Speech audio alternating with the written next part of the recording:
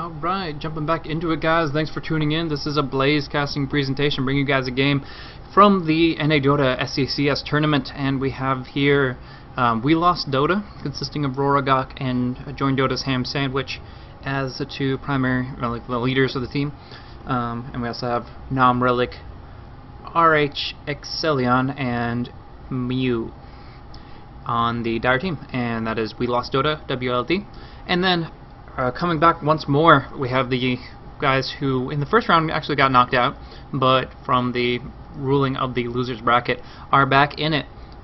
Team Smiley Face, led by Fate, so we'll see if they can come back into it. I mean, they obviously won round 2, so they are definitely still in the tournament, and from there hopefully can keep that momentum rolling, keep that swing, and do what they need to do. So we'll see how it works out. But starting things off, Roragok drafting up on the Dire as second pick, has already drafted up the Jakiro and the Bounty Hunter, banning out the Darkseer as well as the Batrider. The Temple Assassin and Undying, pretty standard bands from Team Smiley Face, with the Rubik as their first pick. So interesting, going for the Rubik. I haven't seen him like as a super top tier. Actually, my webcam's well messed up. Sorry about that.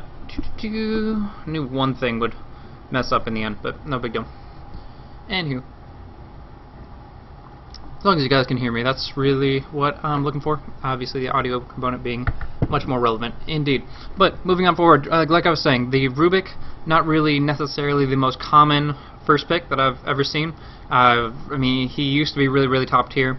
He didn't really get nerfed so hard as much as people are just playing against him better. They're not feeding him unnecessary ultimates and things like that. Jakiro's spell cast animations are a little bit long, but in general, it's not going to make or break anything. It's probably going to get an Ice Path and just have a heyday with that.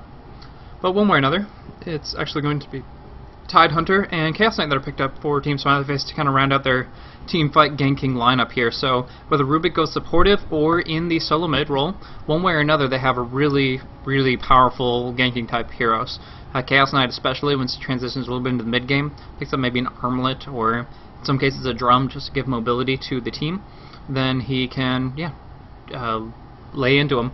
With that Chaos Knight potential, the 4-4-0-0 build is most common, and that gives a lot of long-range initiation with the Reality Rift into some potentially very long-duration stuns, as he is just the essence of chaos and completely random in how he really contributes to those fights. But Lifestealer, very interesting pickup here. I was going to say I don't know how to feel about it, but honestly I like it. Chaos Knight has the potential to do a 4-second stun, that's magic based. It's like a Beastmaster Roar, but it's limited by magic immunity, which Lifestealer, with his Rage ability, will be able to negate. Same exact thing with Tidehunter's Ravage. Very powerful, but is one of the few ultimates that its disabling mechanism is negated by magic immunity. Rubik, it really depends on what he picks up, but for the moment, Telekinesis, Fade Bolt, not going to touch him either. So Lifestealer can get farmed up. There was one build a long while back, which was Nakes picks up a BKB, and then he goes Rage, BKB, Rage, and it's over 20 seconds of full magic immunity. Pretty awesome, but I doubt to see that. Mostly going to be seeing just some hard carry attack speed builds, maybe an Assault Karas, Midas, sometimes they go Basher. Not generally my first preference, but not a big deal one way or another. Love to see Mjolnir up against this Chaos Knight, since the illusions are pretty hard to bring down, and they deal a heck of a lot of damage. So speaking of the Phantasms, which is Chaos Knight's ultimate.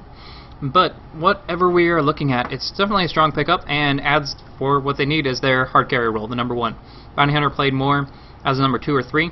I mean, he still semi-carries decently, but his main role is to gank around and to provide as much gold as possible with that track ultimate. So getting the bonus gold to the Lifestealer in the hands of even the Jakiro, you can get a mech or a 4-staff really quick. Really relevant, indeed, because they need to win these team fights. Like I was saying, Team Smiley Face already have a very gank-oriented team, so we're going to have to see what We Lost Dota comes up with here. But I actually didn't know that Ham Sandwich was classified as North American. I have no idea where he hails from, but nevertheless, awesome, and he is in the NA Dota tournament, so I would presume that's the case. But yeah, Fate drafting up and has banned out thus far the Queen of Pain and the Invoker. One thing to mention is team, well, they say the Dire, but it is We Lost Dota, is going to be in sore need of a solo mid hero. So the Batrider has already been banned out, as well as the Leshrac. Not really usually play a solo mid, but can be. Used to be very frequently, but whatever the case, the Queen of Pain and the Invoker has been banned out. They're not going to be looking for like a Clinks or anything, and the Rubik's already taken, so it's going to really narrow down their options as far as what kind of mid hero they're going to be able to pick up. I mean, Brewmaster's not really going to fill the role. I don't know, it's just going to be a little bit awkward one way or another. TA as well, I forgot to mention, has been banned out. So yeah, they're going to have to find a little bit of a less ideal solo mid hero to kind of work with, because yeah, they don't really know exactly what they want to do. And I think that's the reason why we're looking at so many. They're looking at the banning phase and saying, okay, well, we want to burn down some time, make sure we cover all the bases, make sure that they can't get some crazy off the wall super powerful mid. I mean, heck, we might see a return of the Shadow Shaman mid, who just plays as just a disabler, a ganker, pusher, whatever he needs to. But they ban out the Venomancer, and we'll have to see what they do from there. Would love to see a Shadow Shaman, though. I think that would be a really strong pickup for the Dire. But nevertheless, the Lina gets picked up to synergize with the Chaos Knight. Good Leshrac ban, because Chaos Knight Leshrac is probably one of the best dual lane compositions. Just does so much damage, it can burn down people so aggressively. Probably one of the better kill lanes, at least. But Chaos Knight Lina, pretty much the same thing. The damage is a little bit more specified than just that conal AoE. But all the same, Lina definitely adds a lot to that. The Chaos Bolt setting up that Light Strike array very nicely indeed. So we'll have to see what the Dire want to pick up here and see how that goes for them. But I definitely, personally, would go for the Shadow Shaman. But let's see what they want to do. They definitely need to pick up that solo mid before another one gets taken off the board. And they might do something more unorthodox that we haven't seen in a long time. So we'll have like a Witch Doctor mid or a Dazzle mid or something crazy. I don't know. We will see. But yeah, the Lina pickup is strong. And they might even be dual midding with the Chaos Knight Lina. They definitely can. I mean, they can go for the safe lane. Heck, even the long lane. So really, Chaos Knight Lina is just as chaotic as the Knight himself. They can go really wherever they want, roam around. Not that they're going to roam around. They're pretty much going to set up shop in one lane and just lay into it. But all the same, Lina and Chaos Knight are rather mobile heroes. So I definitely think that whoever they go, Destruction will go and lay in their wake. But yeah, we're going to have to see how they want to shape that up. We're definitely going to be seeing a solo Rubik. Just based on this composition there, I don't see the Rubik really working well with the Chaos Knight Lina per se. I mean, it could. It definitely could. I can't rule it out 100%. I just don't expect it. I think Rubik will be going more for a solo experience role, but that might mean that the Radiant team is looking for a jungler. Ezreal, Keeper of the Light, has been picked up. I guess that's going to be supporting alongside the Lifestealer, unless the Lifestealer wants to go jungler. That just gets really weird. But what I would really like to see right here is a Lifestealer going for, and then them switching out their strategy to go for an aggressive tri-lane instead of what they previously had intended to do, which was the defensive tri-lane. They definitely had intended to have Bounty Hunter solo the long lane, but what they may be shifting right now with this Ezreal pickup is going for Lifestealer, Jakiro, and Keeper of the Light going on the bottom lane and putting out as much pressure as possible in that regard. But we'll have to see what they want to draft up for their final hero. One way or another, the Bane is on the board. And Bane is a really powerful hero in some regards and a really weak one in others.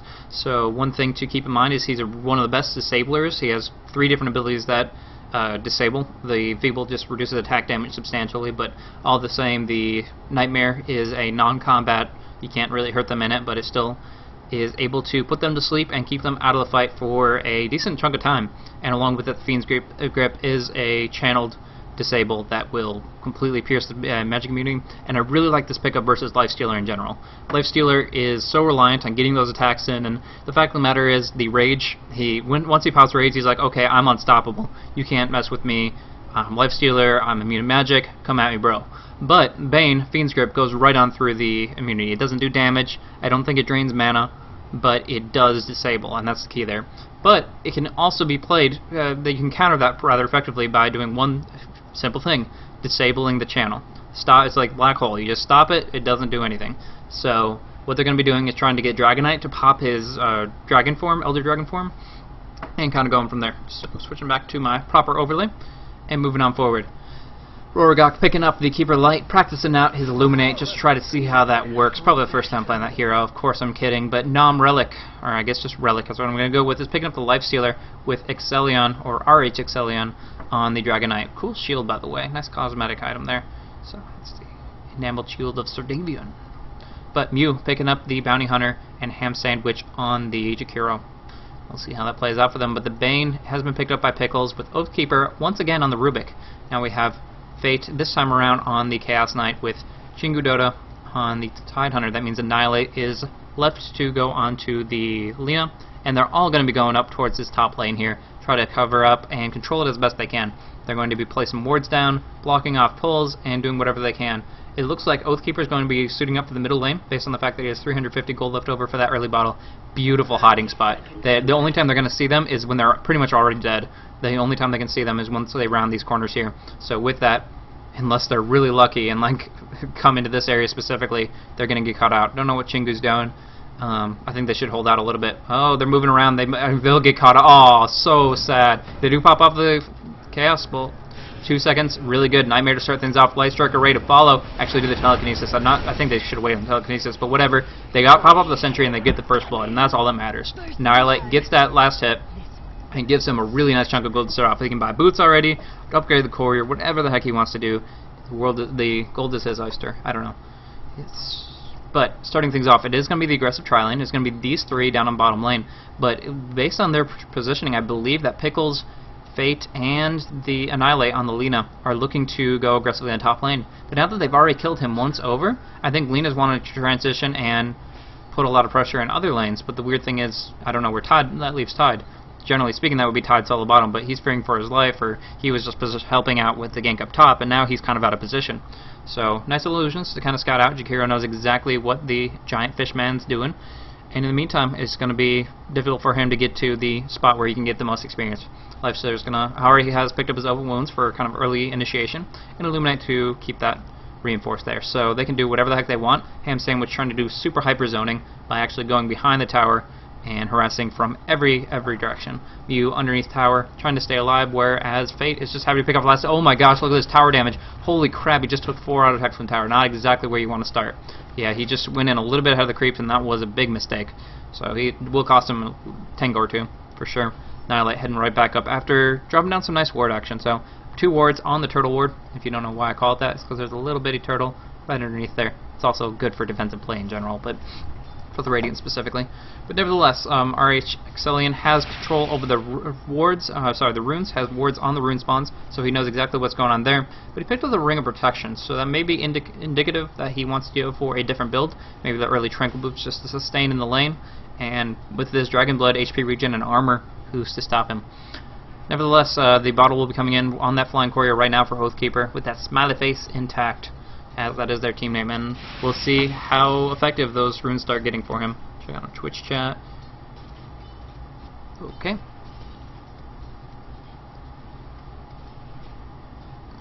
I really don't know what that's about. In fact, you get a timeout. Bam. And yeah, Fate and Pickles up on top lane, and yeah, Annihilate is trying to cut out Mew as best he can.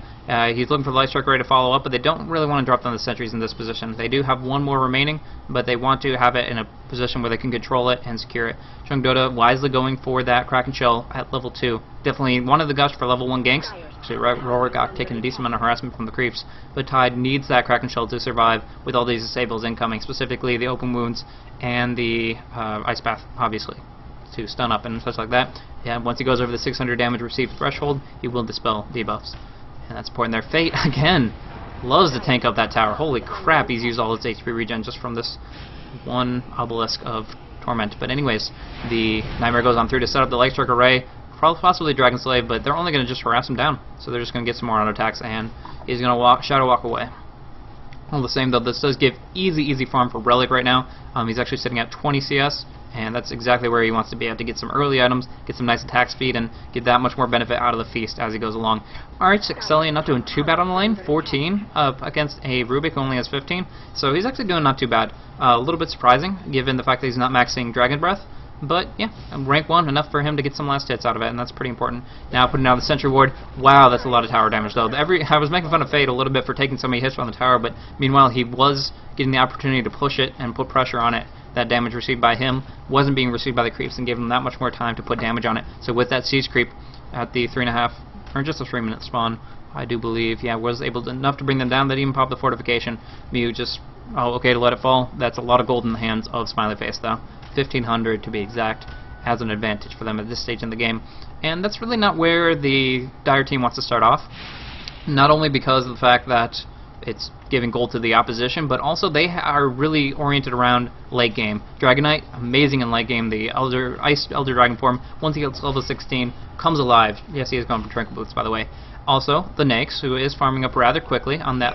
He's the life stealer for this, for those who don't know the Dota 1 name. But anyways, he's going to be farming up a Midas extremely quickly. And once he's got gold on his hands, quite literally, he will be farming up very, very swiftly. But he needs time. He needs to be able to buy time in order for that to happen. The more times you use the Midas cooldown, the more you benefit from it.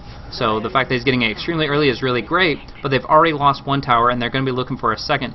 And the fact of the matter is, although Ezreal is one of the best counter pushers in the game, if not the best counter pusher in the game, he's not going to be able to hold by himself. And now Oathkeeper, showing that true, he actually steals the Chakra Magic, and probably should give himself a little bit of boost with the mana, but not, oh, he's going to give it to Pickles. Nope, to himself. Selfish Oathkeeper. No, I'm just joking. But nevertheless, Dragonite has plenty of HP regen. He can pretty much, as long as he doesn't drop down in a single gank, he can sustain in the lane very effectively with 3 points of Dragon Blood. A nice gush coming on through. He rages the Chaos Bolt, though, just completely avoids it. Beautiful Ice Path pushing them back, and they don't really have any follow-up. Relic only takes 200 damage. Now wants to counter-initiate. Open Wounds on Fate, who already has creeps aggroed on him. Now looking at Annihilate, who's trying to bring down the Courier. Instead, Light Strikes Array onto Relic, who doesn't have the Rage. He just pops it just now, but the Ice Path just a moment too late, and that's going to be a kill for them, bringing them up to 3-0. I feel like I missed a kill. Rubik killed Dragonite, and I don't know when that was. But they did, indeed. Yeah, but nevertheless, that gives Rubik a rank 1 Dragon's Breath to apply pressure and do a little bit more push action. Nice flank going in, Annihilate, but they did get caught out by the creeps. A little bit of mistiming, and they may not be able to get the kill they're looking for. No mana on Bane. His spells are so expensive, and he doesn't have the intellectual support at this stage in the game. So he really wants the Soul Ring or the Arcane Boots. But for the time being, at least they're pressuring the supports of the Dire back. So We Lost Dota, trying to scramble on through, and this may seem like a major disadvantage, 3-0, losing a tower, etc. But right now they're in okay shape. Like I was saying, they have the end game. If they reach 45 minutes with reasonable farm on all their heroes, they win. Actually, Pickles getting picked off by an Ice Path. Now the Open Wound's going on through. He can Nightmare himself to try to deny, but there's so much magic damage coming from with the Dual Breath. The Light Strike Array does not help him any though, and the Keeper of the Light will get the kill on that Rorgok. Popping Clarities, popping Chakra.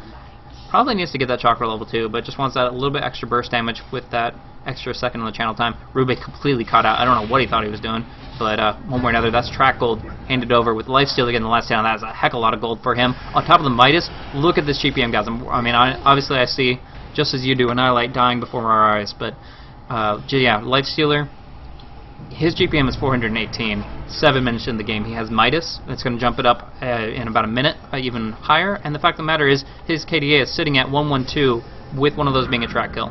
Really, really good for the Dire. So, although they were at a disadvantage, they just evened that out. And again, they have the late game. Lifestealer is so powerful in the late game. Once Dragonite hits level 16, unlocks so much more potential with him. And Bounty Hunter, not too bad either. Semi-carrying pretty well. Probably will pick up the drums and play a little bit more utility semi-carry, but nevertheless, Radiant really need to put the pressure out if they're going to keep this momentum rolling. Looks like Chaos Knight's going for an Armlet. He could be going for a Dominator, technically, but I don't feel that that's going to benefit him nearly as much. I mean, the armor's pretty solid just because of the negative armor from Track, but yeah, I would prefer the Armlet just to keep momentum rolling. I think that's a really big deal, and Dragonite already putting pressure on the towers with this Elder Dragon form green. He actually, if he auto-attacked the tower, he could be damaging it over time, which is really, really important. But, yeah. Pickles. So Pickles popping up with a haste rune, going towards mid, where there is action going on through. They want to be able to bring down RH Excellion. He does not have Fiend's Grip, but at least the Telekinesis will help out in that regard. Now, the Light Strike Array, bring him down just a few more auto-attacks. All they need, they already popped all the cooldowns, though. He's going to escape with a beautiful... I mean, it's not amazing. He just clicked a button, but oh my gosh, the Fade Bolt had come on through. He even popped his Rage to try to TP out against the Ice Path, and he indeed succeeds. I think that Jakiro was clicking on him rather than on the ground next to him, which may have been a huge mistake letting the Jakiro get away at such low life, Oathkeeper. But in the end, it was, I guess, a 1-for-1 trade, so 4-for-4 once more. 2-4, but it's going to be Mew that picks up a track kill on the Tidehunter. Mano a mano, man contest right up here, and it's going to be the assassin that finishes the job. So he gets nice bounty and payment for that, and from there, it's just a lot more gold for the team in general. I mean, obviously they don't get the track bonus as they weren't within the radius, but still, Bounty Hunter getting momentum is not a bad thing at all. I don't know how to feel about this Urn pickup. Generally speaking, I mean, Urn's a great item, don't get me wrong, but health removal really won't help you too much against Lifestealer. You need some really just hard-hitting damage to rely upon. By the way, Tier 1 does get dropped down, but Rubik denies it in 2 kills. Holy crap, let me just pause for a second. I missed a little bit of that, but pretty much Dragon Knight and Ezreal were so desperate for getting that last hit on the tower that they sacrificed themselves and still didn't get it. That is huge for Radiant. The fact of the matter is that's 200 gold that would have gone to the entire team, plus the bounty of the last hit on the tower. And what ended happening instead was 100 gold to the entire team. So they get half the bounty, and they just really don't see the bounty benefit. I'm really mixing up my phrasing there, but it's good. It's really good for them to get the deny, and it's even better to get 2 kills alongside it. Huge loss for the Dire, and they're going to have to make up for it with a good team fight coming up. And in this time, like I said, they're trying to counter push, but they need to turtle as best they can to hold on to this their positioning right now. And yeah, the tower is going to take a fall, and it's going to be Tidehunter to finish the last hit. Now nice Ravage coming on out. Annihilate, trying to do as much AoE damage as possible. Mew will remain, but the Jakiro has fallen. Now nice steal. Fade Bolt, Telekinesis, track, so he cannot escape. He is definitely going to drop down here. Gush to make sure of it. And now all they have to do is just waltz on out as the Nightmare fades on the Keeper of the Light. Looking for Arcane Boots. A little bit odd, but there you go. He just doesn't... He wants to put... That's what it is. The Keeper of the Light wants to pick up points in Mana Leak. He picked up 1 in Chakra Magic, which is rather inefficient, because he wants to spend his skill points elsewhere. Nope, there's a 2 in Chakra Magic, so the Arcane Boots is really weird. But nevertheless, he wants to keep momentum rolling and be able to counter push non-stop, and the Arcane Boots will help him well on his way to do that. As well, the Dragon Knight can get pretty mana reliant if he doesn't have a bottle or Soul Ring. In the meantime, though, Relic, farm, ricing it up, and having no problems with it. 54 last hits, at least 2 Midases, I think 3 by now, and with that, a lot of KDA as well. So he's sitting at a gold per minute, 414. You know, just running away from Annihilate. He's trying to get the nice counter track going on through the Chaos Ball. 4 seconds, he's toast. There's no way of getting out of that. Very, very fortunate for Fate to finish off, land that maximum duration stun. Could have been 2 seconds minimum, but they were able to lock it down. And Rubik, I don't know how he got the money for this, honestly. He has 418 GPM. I guess it's mostly in last hits and KD kills. Yeah, he's gotten 5 assists, so that helps out. And he's stolen track, so a number of those has helped him out. I mean, 150 gold for self. Awesome. So yeah, Oathkeeper just getting enough kills, being around enough kills, and stealing that track and using it so many times has afforded him his Blink Dagger. Bottle, Phase, Blink, 11.5 minutes in. Not bad at all. So yeah, very, very effective, and he's going to have some really potential long-range initiation. I don't really think the ultimates provided by the Dire is going to be that beneficial with regard to Blink Dagger. I mean, not stealing a Black Hole or a Ravage or anything, but nevertheless, I mean, it's good to get a long-range Dragon Tail off or Jakiro's Ice Path or something like that. I mean, there's plenty of different options, so we'll have to see. I actually don't exactly know the interaction of stealing Spirit Form, but Pickles getting caught out by the Ice Path, pops off Nightmare on himself, trying to, delay the inevitable, but he is going to take a fall. Even Relic deciding to infest just to try to do some burst magic damage, but it's going to be Coddle that does the Illuminate to bring him down. Ice Path going on through, taking down Fate a little bit, but Relic without his Open Wounds cooldown available is just going to let him lie. In the meantime, though, Mew tracked up by his own skill. He is very, very unhappy about that, as it does reveal him through Shadow Walk, and of course he would be quite a bounty for the opposition, so having to fall back a little bit, but now putting some aggression out on the tower. 2 TPs coming in, starting with Bane, following up with Lina. Pickles trying to, stop them from retreating. Nice Nightmare coming on through. Pickles does have his ultimate. It's on cooldown though, 12 seconds. They at least get the kill on the Creeper of the Light. Now trying to pursue Mew, but the track has expired, and that's not going to be an option for them either, so Relic is on the run, and I think they're going to be getting out perfectly fine if he jukes appropriately. But yeah, drew the creeps off the scent by attacking one of the neutrals, and oh nice, this is where the Blink Dagger comes into play. If Oathkeeper can get in range for a Telekinesis, that's lights out for the Lifestealer. There's the track. It'll give them bonus movement speed. They can stay on him. They can even pop the Ravage if they want to. I mean, this is a big kill, but all the same, there's 3 here. Now it's going to be 2 versus 3, 4 versus 3. Here comes the Fiend's Grip. Here comes the Ravage. They want a big team fight out of this. A nice Ice Path, but it's not going to be enough. It's going to be the Lifestealer that takes a fall.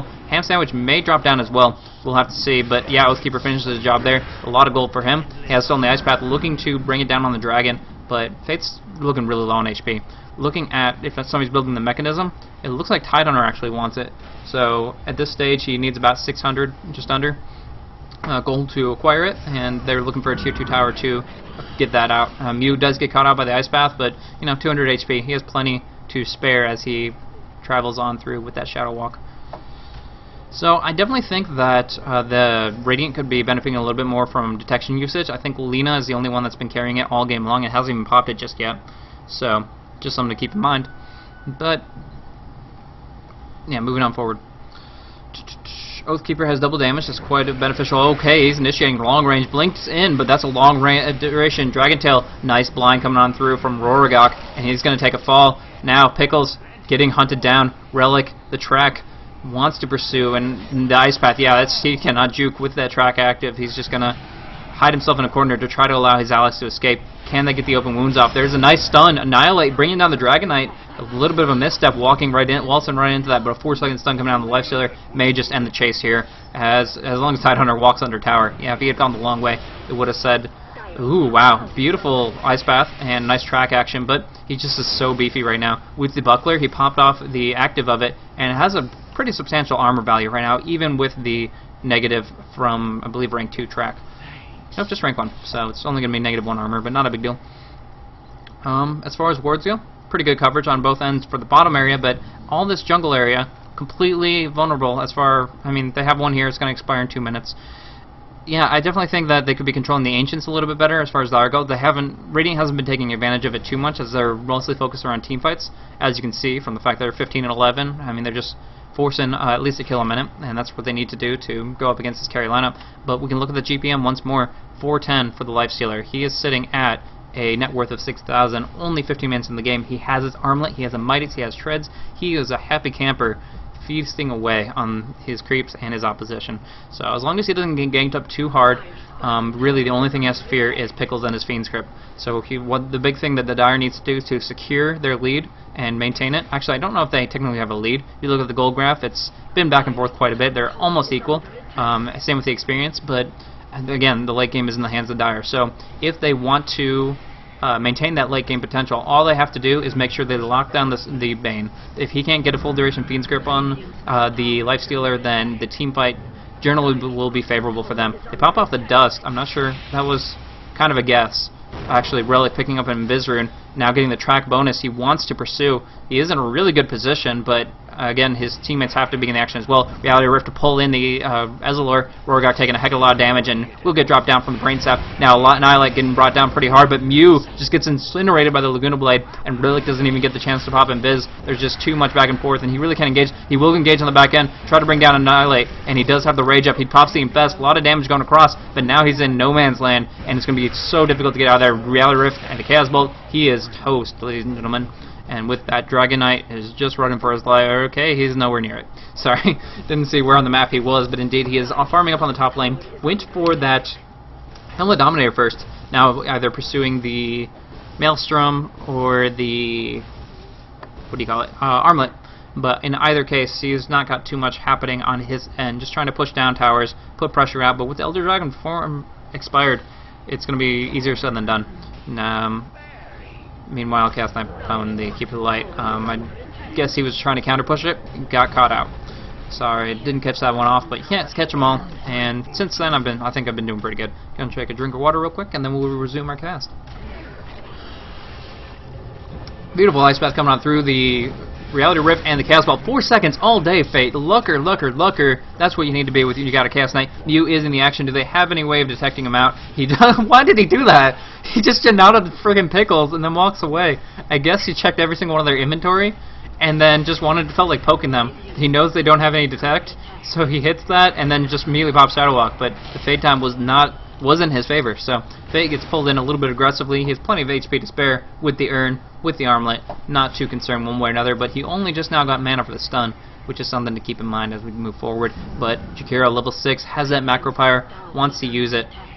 I'm kind of surprised he went for Dual Breath over the Ice Path, since he's been so good at landing Ice Paths, and it's been, generally speaking, 5-man Dota for the Radiant. Now kind of sweeping around, they have full vision of this. They're kind of surrounded if you consider Mew's position, but we'll have to see what they end up doing. The Ice Path onto Chingu Dota, not the biggest deal in the world though. You can't really catch Tidehunter out with the fact that he has Kraken Shell and now a Mechanism to come into play. So as long as they team fight together, they will have a very strong one, considering the rank 2 Ravage and again the mech.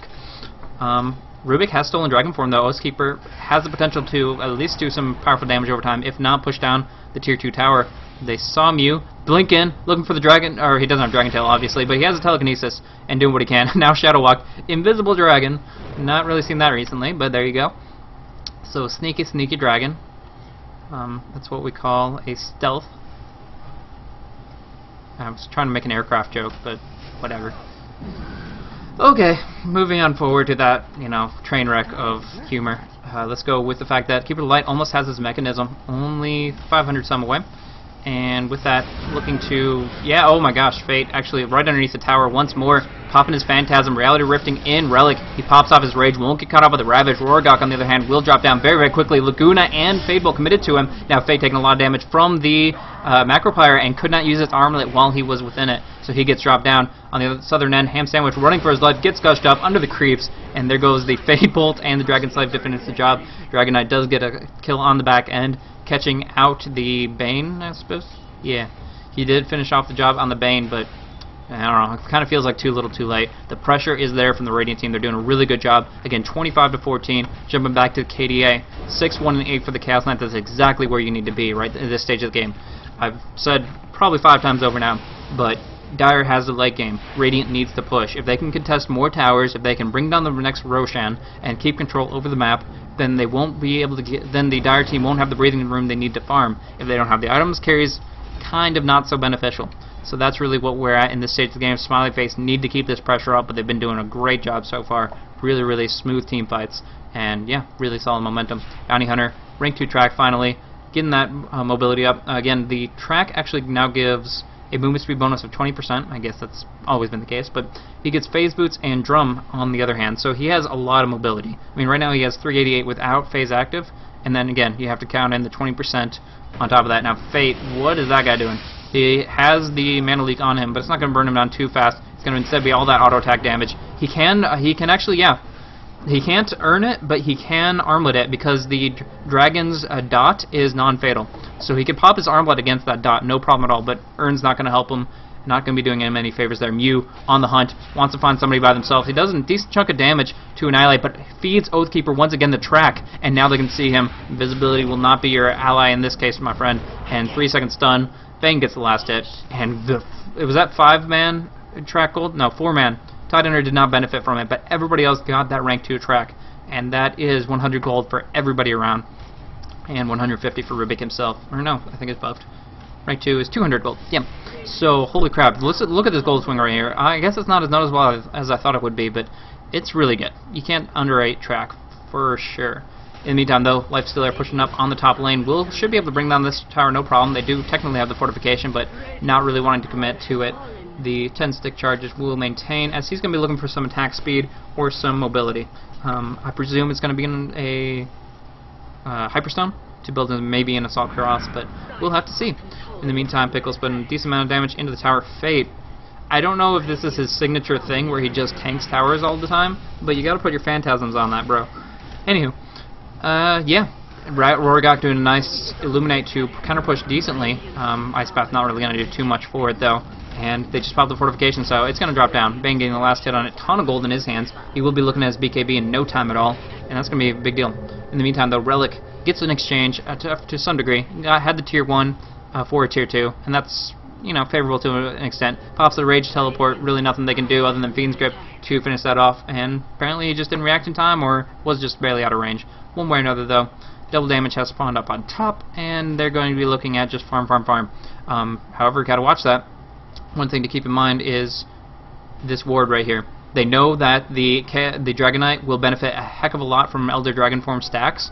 If he scales up to rank 2, he gets the Red Dragon Form, which gives splash damage on attack. He can quadruple stack these Ancients and farm them within a minute, and just get so much gold GPM out of it. Nice 4-second stun coming out of Rorgok once more. Doesn't matter though, the Ravage goes on through, just obliterating the Jakiro in the process. Dragon Knight gets an okay stun on Pickles, but really cannot follow up on it. It's just going to be tracks going around. Beautiful Reality Rift, the Laguna, the auto attack damage. I don't know if there was a Brain Sap. Yeah, I believe there was.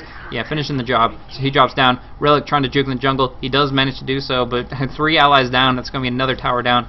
And maybe Roche. They could try to transition and contest it. They don't have the Ravage anymore, but it was well worth it using in that specific scenario. So well played for Chingo Dota. Definitely won that fight for them with a beautiful, beautiful Ravage indeed. Now, yeah, Lifesteal on 2300 gold needs to find something to do with it. Not sure what he's going to be going with, but yeah, Dragon Knight has an Armlet, and picking up another Gloves of Haste, maybe going for a Maelstrom and Armlet. Oh my gosh, that Ice Path though, combined with that Illuminate and the Dual Breath, now the Macro Pyre burning through the Bane, he's going to drop down. On the other hand, they are going to try to pursue. They do have track momentum, like I was talking about before. It's really hard to run from this. Chaos Knight gets stunned out. He's going to drop down. Annihilate tries to drop off a Life Striker Ray onto the Lifestealer. Will not manage to get much out of that. And when the open wounds come up, that is going to be one dead Lina. Track momentum provided. Trying to burn him down. He will die. It just takes a while. There we go. Now, the question is, where does the Dire team take it from here? Are they going to go for the Tier 2? It's going to be very, very beneficial for them if they can lock it down. The Ravage isn't going to be up for 60 seconds. They know that, generally speaking, the estimate of it at least. Nice steal. Picking up the Shadow Walk. No, he wanted the track. He did not get it, though. He is invisible. They don't have any detection. Why would they? They're not generally dealing with Invis here. What is he doing? He drops Rorgok down, I guess as a distraction. Like, he's just very, very confident in his blink abilities, but yeah, he bursts out of that to just kind of throw them off. But the momentum is still there, and they're going to push down this tower. The mech goes off. That's a lot of armor buff as well as the healing, and they're going to force down this tower. It's not in deny range just yet, but they definitely want it. I just can tell. I'm psychic with their psychology there. Anyways, it does drop down. It's going to be killed by the Dire, so split bounty. And with that nice Fiend's Grip coming down to Mew, actually, I don't even know what just happened there. I guess reality hit him, and he still got caught out by it, though. 3 seconds stun on Jakiri. He's going to drop down, and now they're going to be in pursuit once more, but Relic already gone, and I believe, yeah, the Dragon Knight and the others shouldn't have any problem getting out of there. So, really nice TP action by Lifestealer. He always has a TP, and for like the 3rd time now, it's kept him alive. So his death count is actually only 5, which technically is not the best, but considering the team fights that Radiant has been winning, it's understandable. So it could have been a lot worse, is what I'm trying to say. 7 or 8 deaths, not where you want to be at as the hard carry and the #1 damage dealer. Speaking of which, 4,000 gold. There you go for an Abyssal Blade. What the heck are you doing, man? I don't know. Anyways, here comes a Roche. This is big. Right now, I guess they could pop Lincolns with Gush and then go on through with a Chaos Bolt. I don't know if that's what they want to do, but they are trying to bring down the Roche as quickly as possible and get the Aegis the Immortal onto the Chaos Knight so that he can really dish out that much more. And in the process, Titanor, since he has the Gem of True Sight and the Ravage, they are fearless in this regard. They can do it as there's really nothing stopping them from doing this. And soon Rubik will have his Scythe of Ice, which will add that much more utility to the team fight. Rorgok puts out a nice Illuminate, doing a lot of damage. Oh my gosh, if it sniped this. Radiant, nah, that would have been so clutch. I would have gone bananas if that Illuminate had been just accidentally perfectly timed. Nevertheless, it is going to be the Aegis Immortal and the Chaos Knight, and from there they can put pressure out. Fate, dealing out quite a bit of damage. I mean, look at these. Is these illusions or phantasms? Yeah, Phantasms. Pop them to bring down these Ancients. I mean, this is a really, really key objective. Right now, Dire has no wards on their own Ancients. Why would they? And right now, it's a full 5-man Dota on these Ancient creeps. The neutrals see it. Oathkeeper kills the bear, Ursa, whatever he is, and is going to try to finish the job here. If they don't get dropped down in this process, it's going to be very, very advantageous that they did this. They just took so much gold right out of the hands of the Dragon Knight, as he didn't want to skill up his Red Dragon form until level 15, to just go 15 right into 16. A lot of people do that because they want to use the Green Dragon form to push down towers, and they just feel it's more beneficial to throw it into stats or something. But honestly, with that many stacks, you've got to commit the red. You got to commit the Red Dragon and burn them down, because otherwise, that's exactly what's going to happen. They're going to steal it, and look how much gold the Radiant team just got out of that. Zoop. Keep maintaining their advantage and keeping the momentum rolling. It's going to be very, very difficult from this time period. I mean, look at Dragon Knight's items. You see his GPM sitting at 337. That could have been another like 100 GPM from, okay, might be exaggerating there, but it's a lot of money that he just handed away by not stealing with the Red Dragon form and going for it. On the other hand, they had it warded this entire time for at least the past 6 months, and I do believe before that, which would mean that every time that he tried to go for it with the Red Dragon form without counter warding, without putting a sentry up there, he would have gotten ganked, he would have dropped down, and that would just been feeding more kills. So, questionable, but under the right circumstances, he needed, oh my gosh, more TPs. I would be so annoyed. No, I wouldn't, because I have Fiend's Grip, pierces through magic immunity, and brings down this Lifestealer for good, even committing the Lugan Blade. No real reason for that, but she has an okay mana regeneration, and it's only a minute cooldown round, so go for it, why not? Rubik, however, has picked up a Scythe, has Dragon Tail. Holy crap, he's a disabled machine. Telekinesis, 2.25 second stun, speaking of which, burning down people all left and right. Now it's still Shuriken. I'm kind of prefer to him to have Dragon Tail, but I guess the melee range does limit it quite a bit. What I was going to say is Telekinesis stun, it does the single target and then in an AoE. and then the Dragon Tail, really good single target stun, and then the Scythe of Ice on top of that. Then you consider Chaos Bolts, Ravages, Banes, and you just gotta say, this team, Smiley Face, is built. Not only it has a really good balance of damage, but has a hell of a lot of disable. And right now, they've been using it to the greatest advantage that they know how, and now they have 10 full seconds without a lifesteal ARP to push down this tower. The fortification is available. They're gonna pop it. Should pop it. Aren't gonna pop it.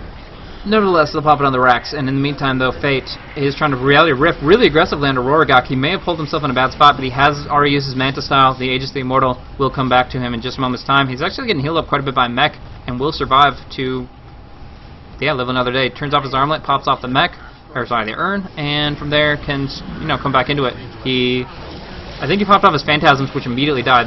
I'm not sure, but one way or another, what actually does occur is the death of 3 Dire Heroes. I didn't really get a chance to call that, but that's going to be a 4th. Just really bad engagement, 1 by 1. They couldn't engage on it, and it's just going to drop down. Sorry, this was an awkward team fight. I probably should have started from the beginning, but was watching too much about Chaos Knight. But that is going to be the good game called. It was kind of set in place from the beginning. They didn't really need to do the most amazing team fight to make that happen, but they certainly did. Nice initiation from the Tidehunter and good follow-up. Like I said, so many disables from all these heroes, and they just won it. I mean, look at 14,000 golden experience advantage. Tells the story right there. So they're going to push down on Tier 3. The good game has been called, and though, wow, level 9 Keeper. You see the lowest one? Yeah, level 9 Keeper, level 10 Keeper. Jakiro, wow, Jakeeper. I've never heard of that hero. Sounds very supporty. Anywho, Pickles looking for his Aghanim, 7-second duration on the channel. Don't even know. But whatever happens, this was well played for the Radiant and Smiley Face, just showing that when they can build the team composition right, doesn't matter how many carries you have, we can end it by 31 minutes, and we can easily destroy this game. And Annihilate can take a fall, possibly. Gets nightmared up for the time being, but will drop down to the Shuriken. Rorogok, Telekinesis in, Reality Rift back, and Chaos Bolts, and a little bit of extra damage from the Gush and Fade. Now Lifesteal is trying to burn down a little bit, calling a good game, but still fighting the good fight. Will get dropped down though after the rage expires and getting scythed up. So, telling the story, a lot of track stills from the Rubik. I gotta say that I don't know if that makes him the MVP, but it certainly really helps its case. Those track steals added so much gold to the team. I highlighted on just one kill, where it gave like 550 more, or 600 more gold than they would have normally had from a basic pickoff. 600 more gold for the team. So that's where the gold advantage comes in. I would almost say that the Rubik track kills were almost as plentiful as the Bounty Hunters, just because of the fact that they're looking at 41 to 19. So, well played that gank lineup, and unfortunately the Dire team was just not able to turtle effectively enough. And, yeah, not enough counter push, not enough, I don't know about wards. I think the supports did pretty good on wards, but there were too many one fights. Smiley Face pushed their advantage when they knew they had it, and they locked it down. So good game, well played. Hopefully this will be concluding in just moments to these last 2 clowns disconnect. Amp Sandwich wants kills. And, yeah, whatever. There's a Ravage! And a Dagon. Holy crap. Tidehunter Dagon. Rank 2. Wow. Fun times, fun times. Still a very fun game, and thank you guys for tuning in. I'll run to the GPM, and specifically the net worth is the one thing that the scoreboard that will follow does not tell you.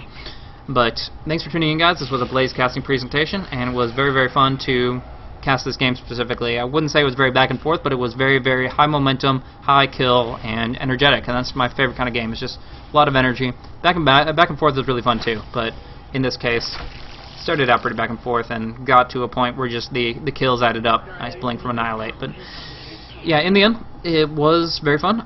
If you guys don't know who I am an up-and-coming Dota 2 caster. I generally duo cast with a couple friends, but both of them were busy for this tournament specifically. Hopefully I'll be able to plan a little bit better. This was my first time casting the SECS, any Dota tournament, and don't go away, we're still going to keep on going. But for the time being, this is the conclusion of this game at least, and Ancient should fall in just a moment's time if Ham Sandwich doesn't keep flying around as he is. Anywho, what am I saying? Yep, so you can check me out. I do YouTube. I will VOD up all these on YouTube for any tournament game. I do that, and did it for when I was trying out co-casters and stuff too. But I also have a Twitter @BlazeCasting, and that's for any updates on scheduling and events and things along those lines. But generally speaking, I do in-house games on Thursday, Friday, and on Sunday I will be doing the SECS tournament, so that's going to be cool. This coming weekend, next weekend, so like 5 days from now starting. Friday and Saturday specifically, I'm going to be working with It's Goes Through the Smoke on their open amateur tournament, so that'll be cool. See some amateur plays and go from there. So we'll see how that works out, but